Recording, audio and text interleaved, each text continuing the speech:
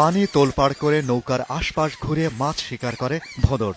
দেশের দক্ষিণের জেলা নড়াইল ও সুন্দরবনের কিছু এলাকার মালো সম্প্রদায়ের সদেড়ে ঘরে এভাবেই কোনো মতে টিকে আছে ভোঁদড় বা উদবিড়াল। মূল খাদ্য মাছ হলেও এরা ব্যাঙসহ অন্যান্য জলজ প্রাণী দল বেঁধে শিকার করে।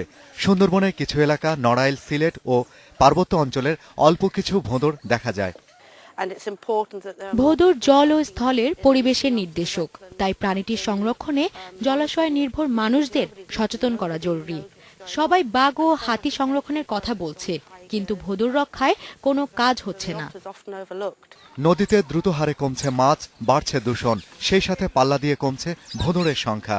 এরই মাঝে বিশ্বের বিলুপ্তপ্রায় প্রাণীর লাল তালিকায় জায়গা করে নিয়েছে তা। যেসব জায়গাগুলিতে অ্যাকচুয়ালি মাছ চাষ হয়, সাধারণত সেখানে ভোঁদড় গেলেই হয় মেরে ফেলে অথবা তাড়িয়ে দেয়।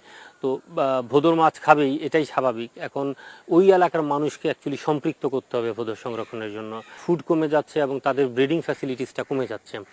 এখন এটিকে সংরক্ষণ করতে হলে আমাদের অ্যাকচুয়ালি পলিসি লেভেলে সিদ্ধান্ত নিতে হবে। 5 প্রজাতির ভোঁদড়ের মধ্যে দেশে রয়েছে 3টি প্রজাতি।